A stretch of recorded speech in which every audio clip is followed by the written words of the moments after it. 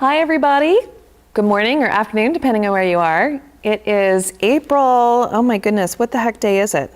April the 6th, Wednesday, April the 6th. So thank you so much for joining me. We have got a lot of great little quilty things to talk about today, and I have a mini lesson on how to deal with especially wider borders. So we're going to take a look at that later on, and then you will love our Looky Loo video tour of quilting space, a quilting studio that we had to show you, as well as, of course, all of the show and tell quilts that have been posted in the Quilted Joy Clubhouse on Facebook, in our Facebook group. So I appreciate you joining me, and I always love it to see like where you are. If you would post over there what city you're in, it's always interesting to see where we are, where people are watching from. And then I'm super interested. I have started to use more like solid cottons, solid color cottons in my piecing, whereas I used to just always use a lot of prints. So I'm just interested, like percentage wise, if you would put in the comments, are you using solids in your quilt tops like 80% of the time, 20% of the time, 0% of the time, 100% of the time? How often do you use solids in a quilt? And it could be that you use lots and lots of prints, just one solid. That counts too. Like, just how often are you using a solid cotton to create your quilt top with? And I would say that I would say I rarely mix print with solids. I'm not sure why. Like, there's no rule. Like, I should probably do that. I guess I pull from lines, and so typically there isn't a solid, there's like a texture or tone on tone, but as far as a true solid goes. So I would say, like, of all the quilts that I do, I would say I'm a really small percentage, like maybe 5% of the quilts that I do are used, have solids in them. So I'm interested in what you use. Do you use a lot of solids in your quilt tops? Or are you more of a print person, batik person, tone on tone person? So that true solid is kind of what I'm interested in. I typically see, well, we have a quilt in this month's edition of Love of Quilting magazine. It's my Flamingo Stampede quilt, and that was all done with pinks and blacks, all solids. Adorable quilt, love it, love it, love it. But it was one of the few that I've done that are 100% solid color cotton. So tell me over there in the comments what percentage that you use in your quilts. Do we have people filing in there, Olivia? Yeah? Where are they coming in from? We've got Kansas. And Texas. Washington State? Yes. Awesome. I will be in Washington State in a few weeks. We're going to Seattle just for a little quick drive through the mountains, and I haven't been out to the West Coast, that north yet, so I'm looking forward to it. Yeah? We've got Arkansas. California. It's early. Okay, well, I guess it's 10 a.m. in the Pacific Coast. So my head is always, we have classes that start at 10 a.m. Eastern, and then it's crazy early on the Pacific Coast. What about percentage of solids versus print? Do we have anybody chiming in about that? We have some variations. Variations, yeah. Kim says she uses at least one solid in every quilt. Kim, you use one solid in every quilt. That is interesting. I'm going to have to do more of that, Kim, because I don't know why. I feel like maybe it's just limited thinking, where I feel like if everything's a tone on tone and you throw a solid in there, it just kind of throws me for a loop. We've got some 50-50 split. 50-50? Mixing, lots of mixing. Lots of mixing. So that's 89%. 89% solid. Wow. That's fabulous. We've got, some people that think solids are very boring. Yeah. You know, one of the things I love about solids, though, is that if you want your quilting, your machine quilting to pop, you are going to see it really well on a solid color, whereas a print might fight with a little bit. So it kind of depends on how brave you want to be. with your quilting, but a solid color, a solid cotton can really spark a lot of interest in bringing the eye to that quilting design that you're going to put on the quilt top. So I just feel like, you know, the greatest thing about quilting to me is that there's always a new place that I can grow. There's always a new place where I can stretch my skills, whether it's choosing color or exploring contrast or improving my piecing or a new interesting specialty ruler down to like the actual machine quilting process. Like there's so much to learn. And even the idea that, I mean, Kim, that you use one solid for inside every quilt you do, that like kind of blows my mind. So I'm gonna have to stretch my wings a little bit and see how I can incorporate more solid colors into my quilting designs as well. I do wanna make sure that you are signed up for our newsletter. You'll find the link at the bottom of the screen there and also in the description. So our newsletter comes out on Fridays, and we also send out a newsletter to remind you of the Quilted Joy Clubhouse. But we have a lot of great educational information, worksheets, any events or specials that we have coming up are all going to be in that newsletter. So be sure that you're signed up for our newsletter and then look for it each Friday. And then I did want to tell you, so it's a new month, it's April, so we have a new limited edition Glide thread pack, and this month it's the Sea Glass Fairy, and there are 3 glorious colors in there. There's graphite, peach, and penny. And so those 3 colors, don't they look like they're having fun there at the sea, and they have that that sea glass look to them. And they're a little bit, they aren't, I wouldn't call them bold colors, but I wouldn't exactly call them pastels either. You're gonna find that they blend really well on a lot of different colors. In fact, we use them, we were gonna put them on this quilt that we're gonna work on here in a minute, and they blended so well that it wasn't going to show enough on the camera, so we had to switch out to a darker color so that you could see it. It's surprising, those 3 colors that are in the pack, how well they blend on so many different quilts. So that's a Sea Glass Fairy limited edition thread pack that'll only be available for April. So snag one. We have it both in the small cone size and the king cone size. And then I did want to tell you, over on the quiltingdaily.com website, they are offering my long arm fundamentals class. So quiltingdaily.com, that is owned by the folks who produce the Love of Quilting television show, as well as the Love of Quilting magazine, as well as Quiltmaker magazine, as well as, you know, Quilting Arts, all the things. And so they have different workshops over there, and one of the workshops that they're going to be offering is mine on long arm fundamentals. And it's a long class. There's a lot of hours in that class. And anyway, I do have a coupon code for you that would give you 100% off. So that, not 100%. oh yeah, that's different. Yeah, that would be quite the coupon code. Yeah, it's $100 off. Thank you, Kelsey. So the coupon code is longarm100, all in caps. And that that class is offered so that you have connection to me. You can ask questions through the class through the end. I think it's through May 20th that you can go in and ask questions. You do have access to those lessons for a little bit afterwards. I don't know exactly how long. All that information will be over on their website.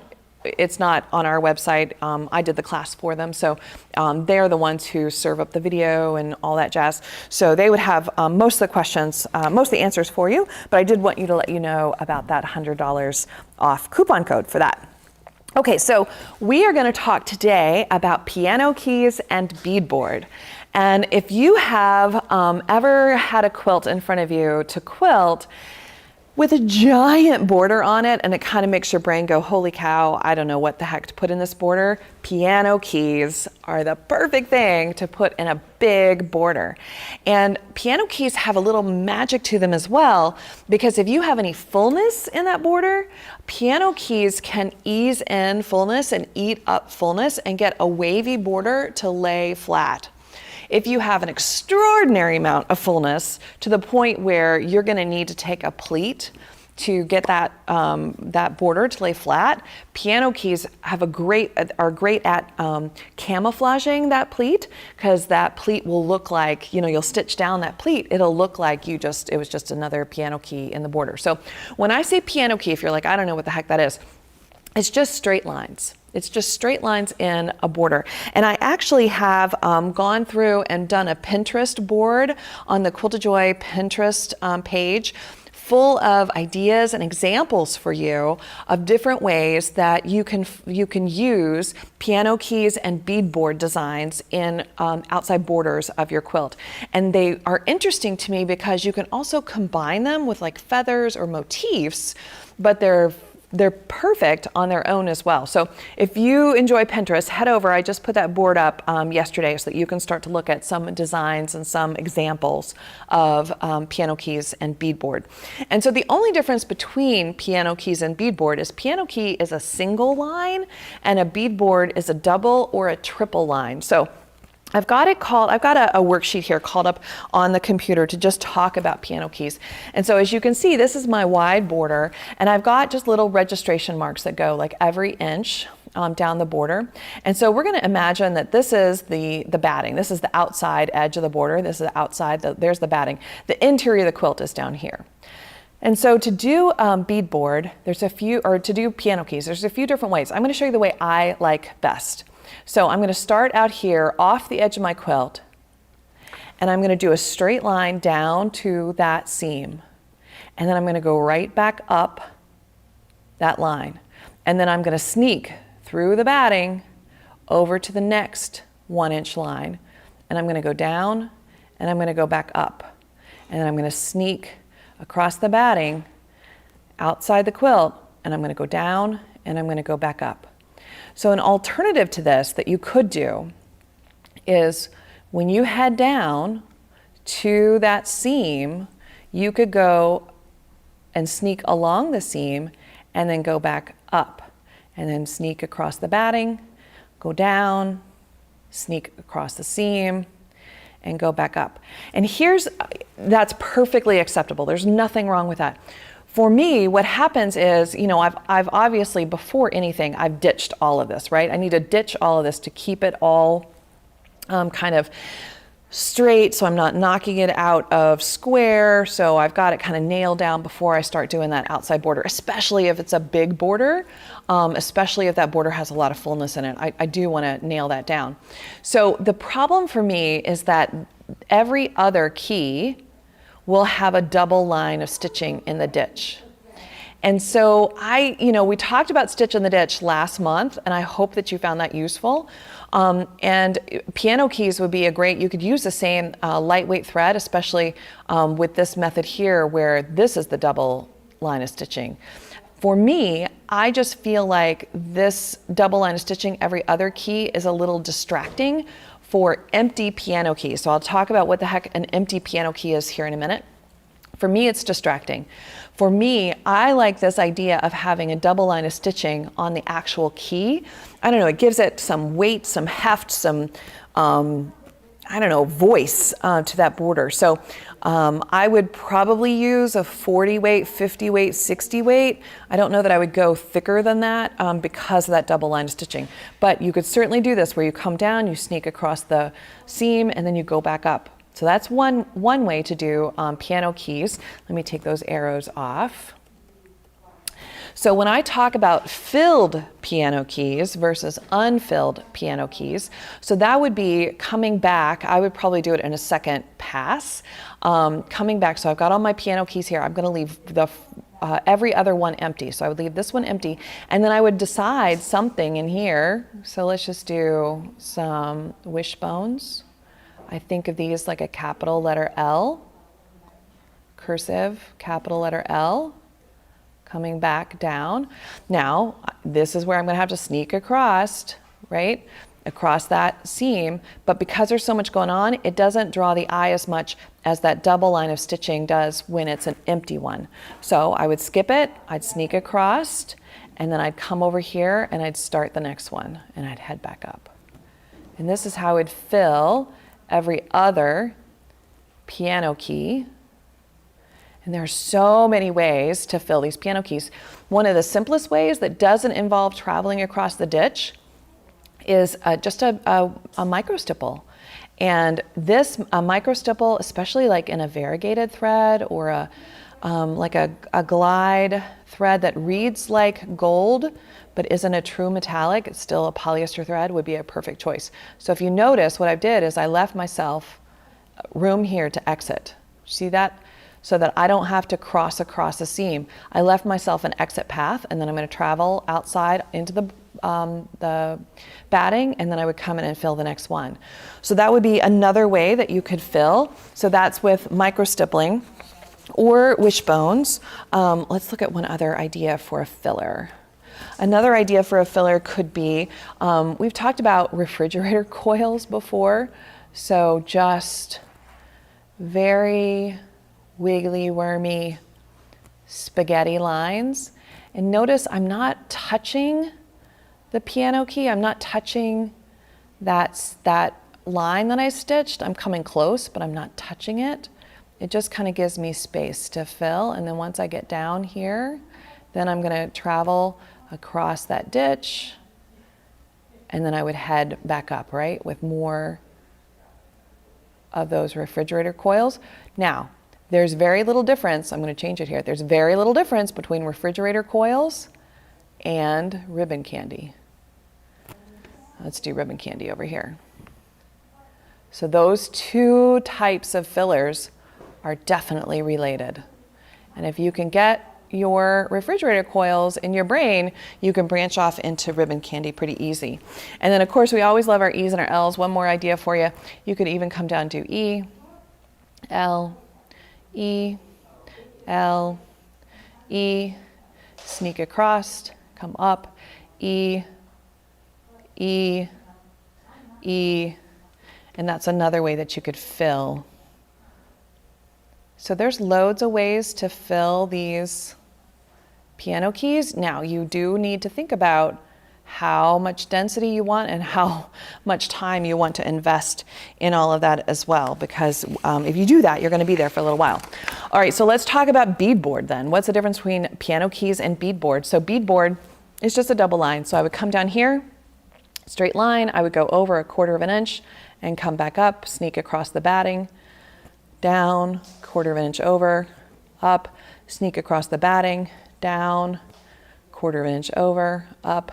So it's just a double line. You can even do a triple line too, but more common is the double line. That's the beadboard. And then as far as filler goes, if you wanted to fill your beadboard, you certainly could do that as well. All right, so let's talk about what happens though when we want to put it on a how we do that around a corner. So the first thing I would have you do is miter that corner.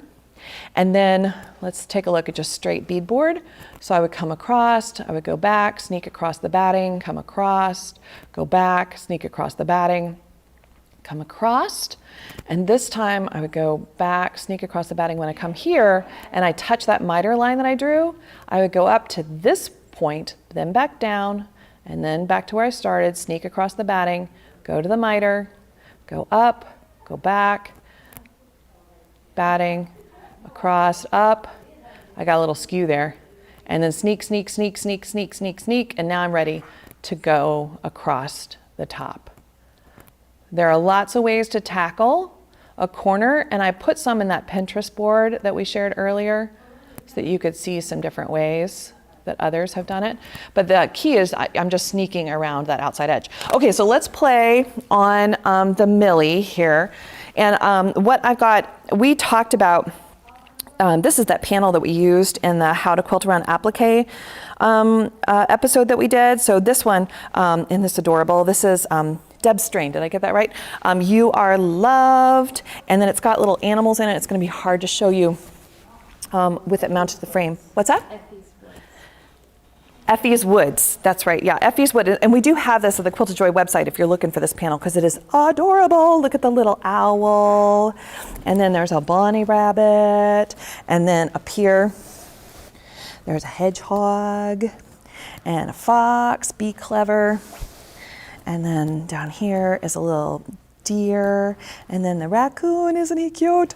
Be curious, and then the bottom says you are cherished. And you could certainly, people do, they cut those out as blocks. All we did was we just put this green border, wide border around it. So I wanted to show you, we've talked a lot about different rulers. Take a look at this ruler. This ruler is a little different because you actually work with this ruler on the interior of the ruler instead of the exterior. I mean, you could use this if you wanted to, but we're going to use the interior of this ruler. So this is the Quilter's Groove Pro Line 1. This is made by one of my quilting heroes, Lisa Kaye. She is a phenomenal custom quilter and an amazing instructor as well. If you ever get a chance to take classes from her, please do. I know you'll be pleased. So what I'm going to do is I'm just going to bring my bobbin thread up here off the surface of the quilt. And I'm using, like I said, a darker thread so that you can see a little bit better on camera. I would normally use something that was a little bit more blendy, but I wanted to be sure that you could see it. And just for my own sanity here, I'm just going to cut those little tails just a little shorter so that I don't trip on them. Sorry, I'm knocking the camera, Kelsey. All right, so I'm going to nudge this ruler up against my hopping foot. And then on the opposite end, I'm just making sure that I have this, there's a straight line there, that I have it lined up so that I know I'm going to go across this border straight. And then I'm going to head across the border. And I'm going to touch that seam. And then I'm going to come back. And I think I just hit my clamps on one side. Hold on just a second. Let me lift up these clamps. Oh, and I can hear it just started to rain really hard outside. I don't know if you guys can hear that, but we're getting a lot of rain. Okay. All right, so let's keep on. I'm going to head over to the outside to the batting. And then with this ruler, what has happened is Lisa has made this so that your measurements are built into the ruler. So I just hold the ruler in place. And then I head up until my hopping foot touches this next edge of the ruler. And then I slide the ruler up until this side now is hitting my foot. And then I'm going to head over again. And so this ruler will give me 1-inch lines without me having to do any measurement.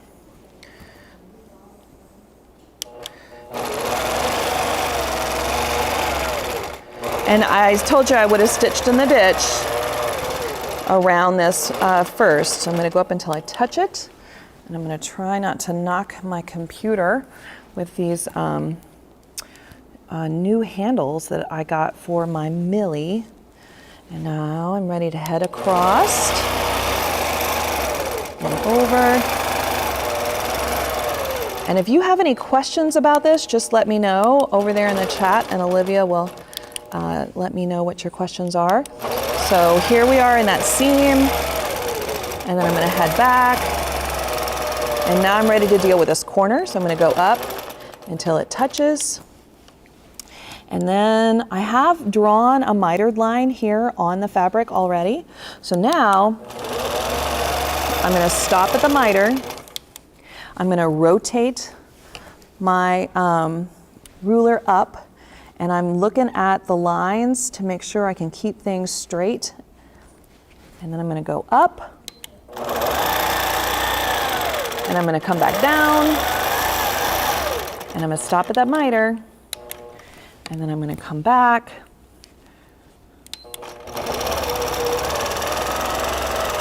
and sneak up until I touch, slide my ruler. So you're just kind of walking and adjusting as you go. I'm going to keep everything straight. And this is how I would do a corner using piano keys. Do we have any questions, Olivia?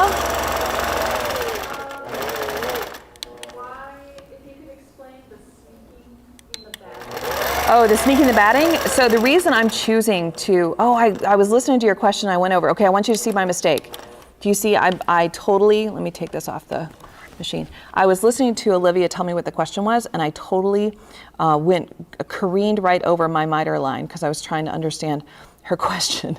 So I would pick that out, right? Because I just made a mistake. So I would pick that out. So let's just pretend that didn't happen. You and I are just going to be friends here, and you're going to pretend that you didn't see that. And we're going to head up. So the question is, why am I sneaking? Why am I sneaking in the batting area? It's because I don't have to be so darn careful. The batting, I can just kind of mosey up to touch the ruler, and I don't have to worry about being so precise. Okay, I'm going to stop at the miter, right? Help me remember. There's the miter. Oh my goodness. Okay, and then I'm going to go up. I don't know if you guys have ever just like pretended in your studio as you're quilting to talk and stitch at the same time, even piecing. It is a difficult thing to do. Okay, I'm gonna stop at the miter. I have to say it out loud. Stop at the miter, Angela. There I go. Okay, I stopped at the miter, and I'm gonna head up, and come back. And another great thing, if you like to trim your quilts, this is like the perfect, yeah, because look, this is going to be right inside. That's not even worth it, right? Because that's going to be hidden by the binding, so I'm not even going to worry about that little part. Okay, so here's where I would sneak. Sneak, sneak, sneak, sneak, sneak, sneak, sneak, sneak, sneak, sneak, sneak, sneak, sneak. And there's that line I stopped on. So I'm going to line up my ruler. I'm going to wander over until it touches that side, slide, and head down, and then head up.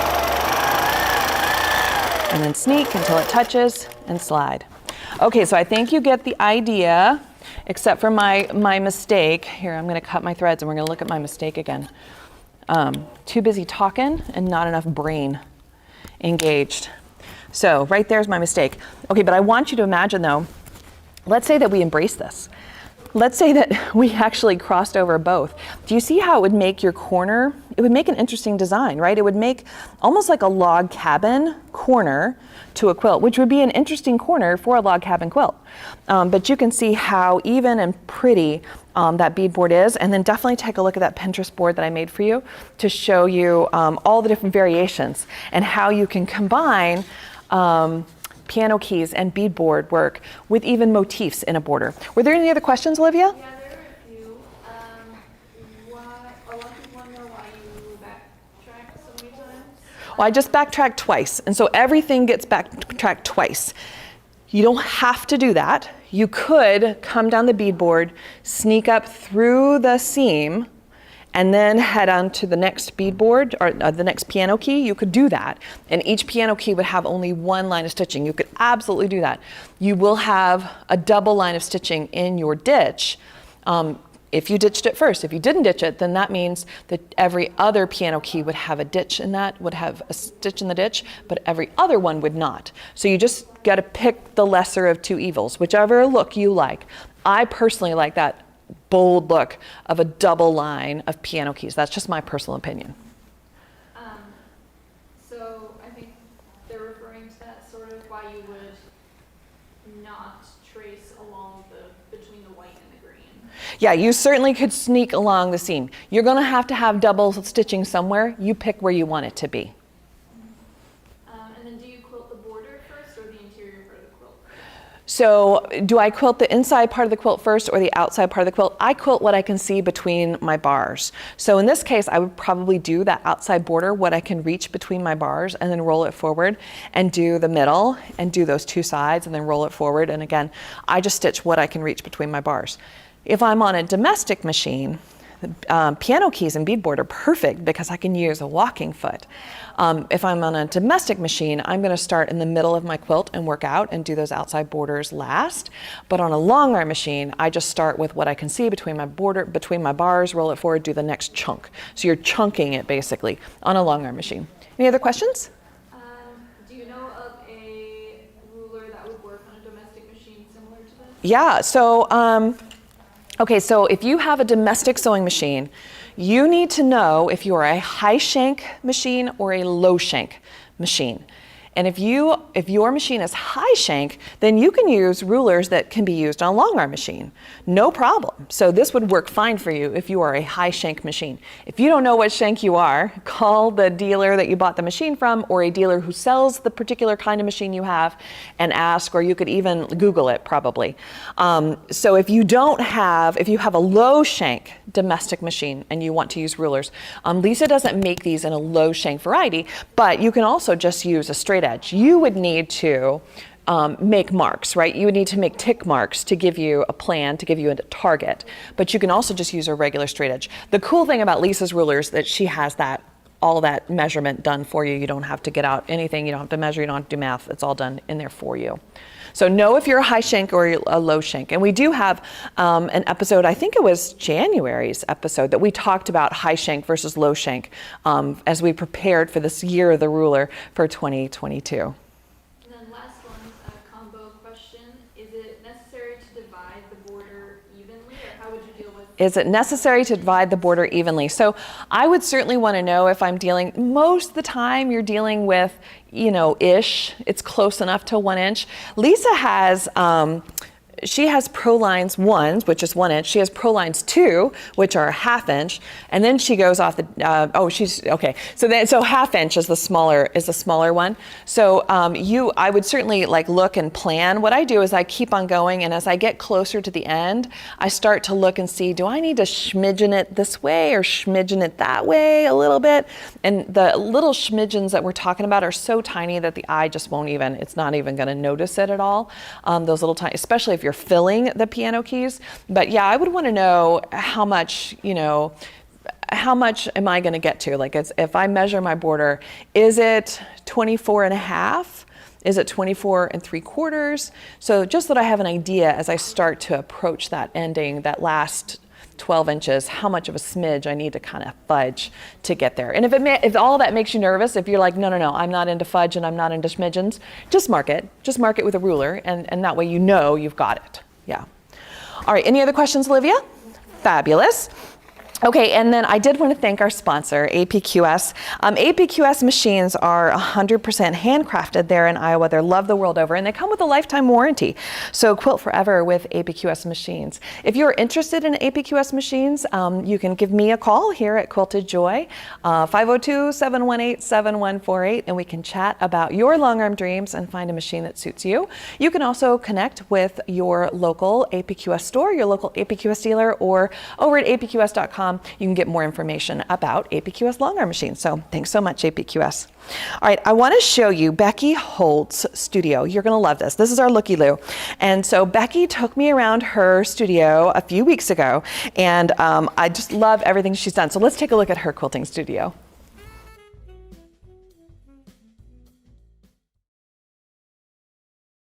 Hey, Becky, how are you? Good morning from the Pacific Northwest. Oh, I fully expected you to be, still in a parka. No, we just lost the snow. Yesterday was the last little bits to go. Eastern Washington, though, has quite a meltdown still to take place over there. Well, now you are outside, and I'm presuming you don't have your sewing studio outside. So can you turn your camera around? Okay, can you turn your camera around and let's see what you're looking at? This is welcome to my cottage. You have a whole cottage just for you? I do. Oh, I am blessed. Well, thing. How fantastic. Oh my gosh, Becky. Welcome to my cottage. Oh, you got a she shed. Look at that. Yes. Oh, it's beautiful. Okay, so so you've got all those beautiful windows that you can see out of. I do. Lovely.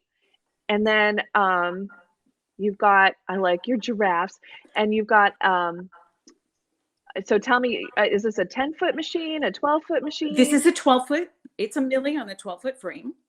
Perfect. And it's fabulous. Yeah. And what are you working on? Show me what you got loaded to the millie. This was a gift to one of my friends. I just had the top done at Christmas time. And so now I have it on here. This will be my first fully custom piece that I get to do for my girlfriend. And it's kind of cute. Yeah. Oh, and I see. So you've got a tape measure there. Is it like Velcroed to It is. Quilt top bar? Yeah. And then there was easy to measure when quilts come in. And then what is that on the ground there? You've got like a PVC pipe frame. This is my little hammock. Yeah. Let's see if I can do it here. This is the hammock to hold all the quilt and the batting so that it doesn't go all over the floor. And did you make that? My son made that for me, and courtesy of the gentleman quilter, they had the pattern on their site, and God loved them, and God loved my son for taking care of that for me. That's fantastic. And I love that you also have those cushy mats on the floor so that when you're standing at your machine, it doesn't hurt your feet. Indeed. Yeah. Okay, so show me. So that's your cutting table. Yes, this is my cutting table. That is a quilt that I made for my son, getting ready to ship that off to Texas to him. Beautiful. So that is my cutting table. It used to be the dining room table that myself and my children would sit and eat at. Oh, seriously? Yeah. This And is, of course, this ironing station. These cabinets came, my other son did a remodel in his kitchen. And so I said, well, save me a set of drawers and a cabinet. My husband hooked them together. I painted them all up. We put the beadboard on and the top on, and there we go. Oh, it looks like you went to some fancy pants store and got it. Show me the little drawer pulls, because those are beautiful and they're just like little aren't those jewelry. cute? Aren't those cute? Oh, those are. Oh, super sweet. Just a little touch like that makes such a huge difference. Yes. Very nice. And then Yes. yeah, what's in there? This is an armoire. Yeah. Found this on Facebook for next to nothing. Yeah. It is where everything in the hopper goes. So you And quilt for quilts coming. others. I do. So Quilts you coming. have your next ones hanging in there, ready to go. Tag them up, ready to go. That's Yeah, right. that looks like, Becky, that looks like one of those old like TV It is. armoires. Yeah. What a Yes. great repurpose for it. Yes. Another repurpose, found that little piece on, again, Facebook Marketplace. Already had the hole cut for a machine. We sanded it down, painted it up, and this is, I don't do my quilting up here. This is strictly the business. My sewing room is down at the house. And so, but that's just for little things that need to be done. Yeah. There. This like is your little Augusta, giraffe my friend. giraffe. I have to show you this. This little hot pad came from Gee's Bend, Alabama. Oh, wow. And I'm sure you know the history of the Gee's Bend quilters down there. Yeah. And my husband was down there and brought that home. Oh, fantastic. And this is, of course, an old china cabinet. Yeah. This was my mom and dad's, and nice. now it is now my thread cabinet. Oh, I love it. All of my stuff in here. Don't they look so happy in there? Yes. Yeah. That's my little cabinet there. Yeah. You got a little toy sewing machine. And an iron. I think those are little chain stitchers that they used years ago. Yeah. Fun. Kind of fun there. Yes. Yeah, fun. Little sitting area. That was the guest book for my open house that I had here. People came in and I let them do their names. Oh, what is sweet. Oh, that's so sweet. So I have my guests. Yeah, fantastic. Yes. And then you've got coffee, of course. Well, tea, actually, do the coffee in the morning, bring the tea. Yeah. So, these are pieces that were my trial pieces when I first got Millie. Bought these cute little panels. Yeah. And just went to town on them. I put 2 on at a time. The giraffe was the other one. Put 2 So you use what I used to call them cheater panels. I don't anymore, but you use panels to play with the machine and get to know the machine. And indeed, it was extremely helpful. Fantastic. Storage area over here. Yeah. Love my storage area. Oh, there's a whole little, oh yeah. My whole little storage area over here. And this is one of my favorites. You're gonna laugh. This is my vacuum. Is that? Holy cow. Vacuum. It has a 30-foot hose on it. So I pull just the hose out and it cleans the whole place. It is so great. Wow. It cleans the machine. I can suck all the stuff out of the machine. Wow. It's fabulous. I absolutely love it. And of course, with the hard floors, you can really get the dust bunnies up pretty easily.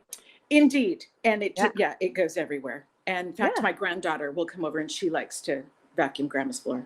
Yeah. So I love the twinkle lights. Twinkle lights just add sparkle anywhere they go. You just can't go wrong with twinkle lights. They make me happy. Yeah. Yeah. So, yes. Well, can you turn the camera around so we can see you? You bet. I love your face, Becky. It's so pretty. It's fun. It is my happy place. Oh, good. Well, Becky, tell me 3 things that you would share with your bestie. They don't have to be quilt related, but what are 3 things that you're finding pretty awesome right now? You know, I always find gratitude, to wake up with gratitude each morning. Thankful. Be thankful. Even if it's for one thing, even if it's because you're still breathing, wake up and be thankful each day. Yeah. Yeah. Yes. Second thing, people, I've read so many blogs of people that get frustrated or are scared to do things. Don't be afraid. Just do it. If it doesn't go right and you keep breaking threads, something keeps going wrong, walk away. Walk away from it, get some chocolate, and come back. You will have a whole new perspective and it will go well. I promise you, it will go well. Yeah. It really will. Yeah. Put yourself in timeout with chocolate and it'll all feel better overnight. Yes, agreed. And get that purple thing, that little purple tool. I use it for everything. When I have to unstitch, when I have to push something through, it is the best little tool. It works for everything. Yeah. I've used one of those now. It's not a seam ripper. No. Yeah. It's like a turning. When you're unstitching on top of the long arm, it pulls the threads really quickly without breaking them. It's not sharp. You pull that top thread and hook onto the bobbin thread and just keep going, and it works so well. Really Awesome. like it. Yeah. Awesome. Well, Becky, thank you so much for spending some time with us. If people want to connect with you online, where can they find you? They can find me at lakesidequiltingcottage.com. Awesome. All right. Thanks, Becky. We'll see you in the clubhouse. Thank you. Bye. Thank you so much, Becky. Your space, Becky, I would call dreamy. Just the look of the lake and the mountains out of the window, and I'm sure you have random critters walking through the yard. Your space is just so dreamy, and that giant vacuum cleaner certainly would come in handy. I would love to see your space. I would love to find some time to video chat with you and get a tour of your studio. And if you would like to volunteer for that, we've got a link there on screen where you can go in and just fill out a little form, and then we'll get in touch with you and find a good time that you and I can set up to chat on video, and then we'll schedule you for we'll record that chat and then we'll play it in a future Quilted Joy Clubhouse segment. So if you're interested, I would love to talk to you, and you can find that link there on the screen. All right, I want to show you some new things that have arrived in the shop. And so here at Quilted Joy, we are all about panels and all about how to make panels do extra work for us and provide a way to play and learn with machine quilting. So take a look. This is a new panel. This is from the Quilt Fair line.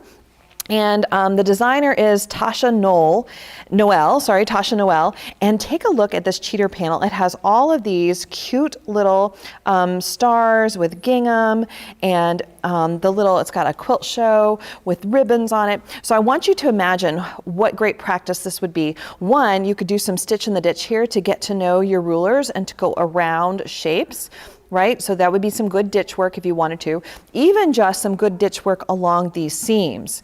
And this is a little different cheater panel because it's not like, it's a 24 inch or a 36 inch. It's whatever yardage that you want. And then it has accompanying fabrics with it. Take a look. How cute is this? This is the Quilt Fair focal fabric. And so she's got a little tent here. It says vintage quilts. She's got cotton candy, homemade jam. Here's the quilt show over here. Don't you love this? This is how she's showing off her quilt, but you just see her little feet and the little eyeballs on top. Isn't that true? Isn't that cute? And we've got it packed up into a kit as well. And so the kit, take a look. The kit is that interior cheater panel, the interior panel that we were just looking at with all those stars, and then just a blue gingham border. And then that inner border, that piece inner border, that's these 5-inch squares. So take a look at how many cute, adorable little prints are in this line. I love the one that's got, let's see, here it is. That's got, this one, love that. So anyway, the next border is that, those 5.5-inch charm squares, sorry, the word went out of my brain, and then a white border, and then that focal fabric. And so in the kit is everything that you need to make that, including the pattern. So adorable fabrics that have just recently arrived here at Quilted Joy that I wanted you to see. And if you are enjoying the Quilted Joy Clubhouse and learning something from it, the best way that you can kind of give back to us would be to leave us a review on Google, so that the Google machine, the algorithm, serves us us up to more people. So if you would head over and just pop a review in there or a review on Facebook, that just lets the powers that be know that you have found us valuable. And I read every one of those personally. And of course, the greatest compliment that you could give me would be to share this with someone that you know who would enjoy it and get something out of it. That would be the biggest possible kudos that we could get. Okay, so each month in the Quilted Joy Clubhouse there on Facebook, we put a call out for folks to submit a photograph of an unquilted quilt top. And then I select one to show you here and show you how I would quilt it if it were my quilt. And it's always interesting and lovely to see all the beautiful quilt tops that get submitted. So I hope you were able to see all those ones that got submitted. And the one that I picked to show you today is Hope's. So take a look at Hope's quilt top. Simple, right? But so beautiful. And I'm assuming, Hope, that this is made out of, that the square and square is made out of jelly rolls. So I'm assuming, if I did the math right, that these are like 6-inch blocks is what I had in my head. And so Hope, I'm gonna show you some ways that I would quilt this. And one of the first things that I really wanted to draw upon was I wanted to add some curves in with all your straight lines, but also with those blocks that are the square with the smaller square inside, kind of stay true to the geometric nature of that quilt, of that block. So I'm just gonna zoom in and I'm gonna go up here. Okay, so Kelsey, can you see that all right? Okay, so what I'm going to do is I'm going to actually go from, I need to do it's a cross. So I'm going to go from here down to here and up, and then I'm going to cross over. All right, and now what I want to do is I want to fill that in, and I'm going to actually just do a little chevron. So what I would have done beforehand is given myself a little tick mark to the center of each of those sides so that I have a place to aim. So I'm going to go from here to there and out and there and out and there and out. And I'm going to leave this bottom one undone here for just a minute, Hope, because when I come back, I'll actually complete that bottom part. Okay, so now I'm into this, this square here that does not have the mini square inside of it. And this is where, Hope, I wanted to use more kind of organic curvy lines. And in 2021, we did the Year of the Grid, and one of the grids that we talked about was cat claws. And so that's what I thought would look really great here. So a cat claw, so cat claw 1, cat claw 2, and then it's a big hill, and then you slide into the corner. Cat claw 1, cat claw 2, big hill, and you slide into the corner. Cat claw 1, 2, big hill, slide into the corner. Okay, so now I'm back at this square. I'm going to sneak up the ditch, cross, up the ditch, cross, chevron, chevron, chevron, back. 1 claw, 2 claw, big hill, slide in. 1 claw, 2 claw, big hill, slide in. 1 claw, 2 claw, big hill, slide in. Notice I'm leaving the bottom, this bottom, undone, because I'm actually going to come back and do that on my way back. All right, I've hit this bottom edge, Hope, and I'm going to go up. I actually need to sneak over here so we can see a little bit more. And then I'm going to cross, go up, cross, chevrons. And this is where now I'm going to sneak back and fill all that in. So this is where I'm going to come back. 1 claw, 2 claw, big hill, slide in. Chevron. 1 claw, 2 claw, big hill, slide in. Chevron. Now I'm ready to drop into this next one. So the next one, 1 claw, 2 claw, big hill, slide in. 1 claw, 2 claw, big hill, slide in. Travel up. Cross, up, cross, chevrons. Chevron, chevron, 1 claw, 2 claw, big hill, slide in. 1 claw, 2 claw, big hill, slide in. 1 claw, 2 claw, big hill, slide in. Up, cross, chevron. And literally, Hope, this is what's going on in my brain as I'm doing this. And I really love this look of mixing free motion with rulers, especially on a quilt like this. All right, now I'm ready to head back along the bottom edge. And now I'm ready for my chevrons, because I think that the mixture of the two, especially with a quilt like yours that's so super geometric. I just think it really adds a lot.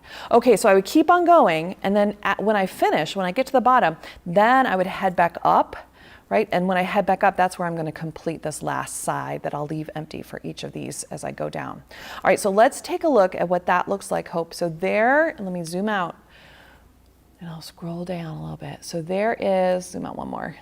So there's your quilt. That's how I would do the interior portion of the quilt.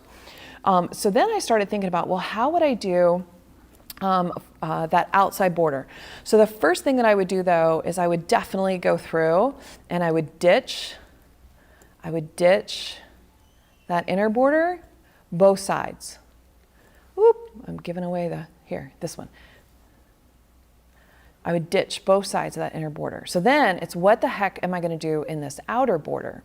So in the outer border, what I'm going to do is, what I thought about was just if I can, I'm going to show it to you here so that you can see it. So that's where we're headed. So I thought if I can actually go up and then find the center and go up and find the center and go up and find the center and go up. And so I'm using this seam line to dictate where I go up. And then I'm using the center of this block to dictate where I go down, right? And then here. And so those corners, you can't see it very well on that side, Hope, so I'm going to show you on this side. So those corners, I would just continue on. So I would be this way and then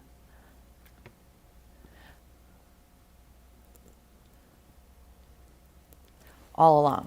All right, so let's take a look at what that looks like, Hope. So that's how I would do that outside border, but it needs a little something, something, right? It needs some way to kind of jazz it up. And so using this piano key that we've been talking about, I thought, what if we start in the batting, go down, up, travel to the center, up. This isn't the batting. This top part you won't see. So I'm going to stop doing that part because you already know the secret of where we are traveling. And so if I can do the midline, the center, midline of that peak, and it's going to fill out that outer area of the border. So let me show you what that looks like. All right, Hope, that's where I went with that. Notice the corner is that same way we just did, where I marked the miter, I went to the miter and up. Can you see that okay, Kelsey?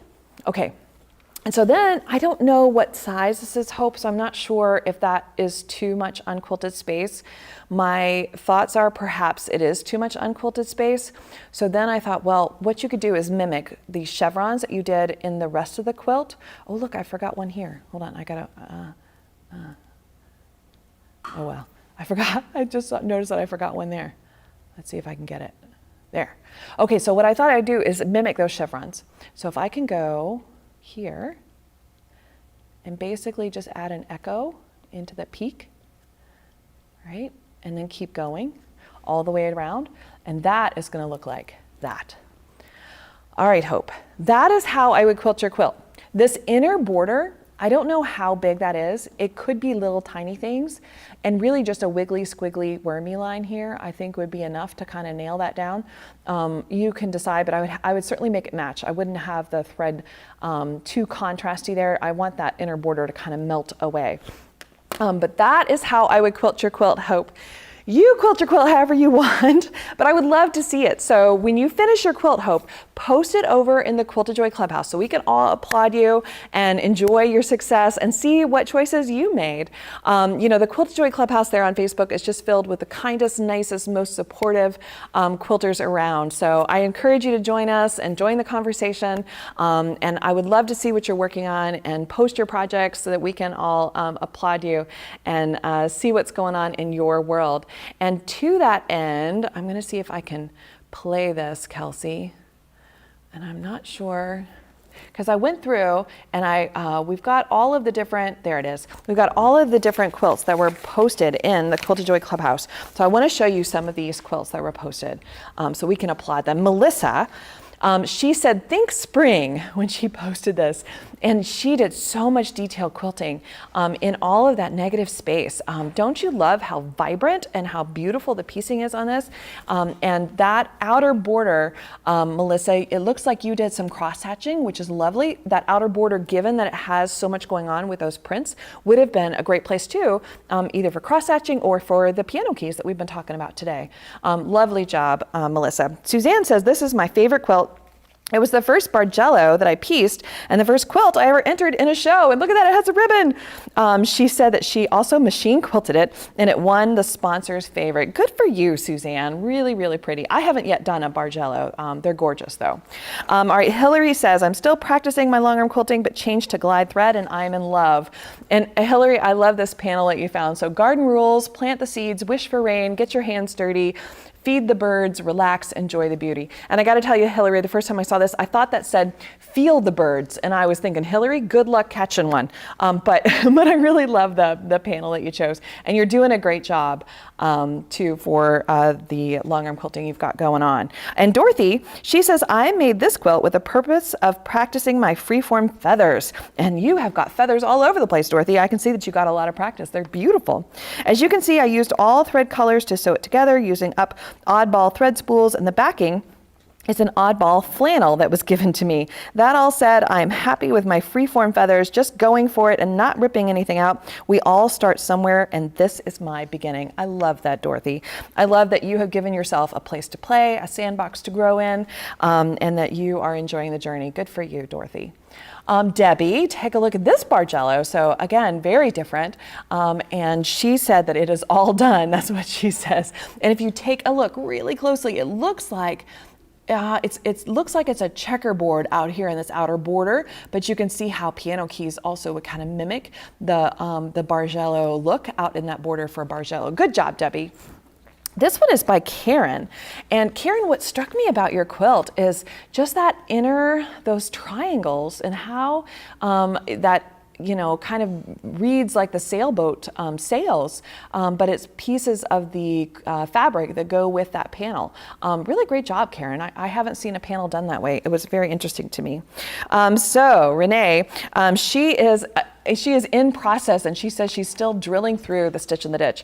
And you're doing a great job, Renee. And I love your little duckies, and you've already started kind of adding in texture, and you've already started adding in for your fish some waves, and I can see you're gonna have a whole lot of fun with that. Do post it when you're done. And so this is Mom of Betty B, and she says, my mom is 93. Below is a quilt which she machine pieced and is hand quilting. She is amazing. I would agree. So she machine pieced it and hand quilting it. Good for you. Goodness, that is a lot of work, and it's gorgeous. Deb says some stencil, ruler, grid designs, all on a charity quilt, and I'm having fun. And she's got those terry twists, those ladybugs on a roller coaster that we did in our Year of the Grid, going through here, and then some butterfly motifs in those blocks. Really nice job. Deb also says she's been playing with guild quilts, and they're so much fun to use to try new techniques, to work on free motion, to use rulers, and to do grid work. And then she says she threw a pantograph in for fun to get them completed. And she just has one more to go. And I can see how much fun you're having. Yeah, these kind of quilts, especially where they've got different squares and negative space to play in, are the perfect thing to kind of spread your wings and fly a little bit. And then this one from Sally. Sally says that she's using a placemat print panel for some free motion quilting fun. And she says that panels make good practice pieces to keep her skills up, and they also make great gifts. And she's putting in an order of bob and weight thread from Quilted Joy to good use, and Deco Bob is one of her favorites. So if you missed our conversation about Deco Bobs, that was last month talking about Stitch in the Ditch. But Sally, one of the things that hopped out at me about your quilt is that you use the print in the fabric to kind of mimic and give you a direction to go for your free motion quilting as a launching off point, and you just did a beautiful, great job. So thank you so much for sharing that, Sally. And don't you love this one? This is from Barbara, and Barbara did an all over edge to edge. I love that you can just see this little hand up here at the very tippy top. Great job, Barbara. Thank you so much for posting it there. in the clubhouse. So if you have a quilt that you have finished, I would love to see it, and we'd love to cheer you on. So post it over there in our Facebook group. And do know that next month we will meet on May 14th, on Wednesday, May 14th. And we're going to talk, did I say it wrong? May 4, sorry, May 4. May 4, Wednesday, May 4. So it's always the first Wednesday of the month at 1 o'clock Eastern, 10 a.m. Pacific. And we're going to talk about swags and rulers to use and how to interpret swags on a quilt. I also want to let you know that normally on the third Wednesday of the month, we would have an Ask Me Anything. This month, though, I'm headed to Denver and will be recording the next season of the Love of Quilting PBS show. So I will be on set that week. So we won't have that Ask Me Anything this month.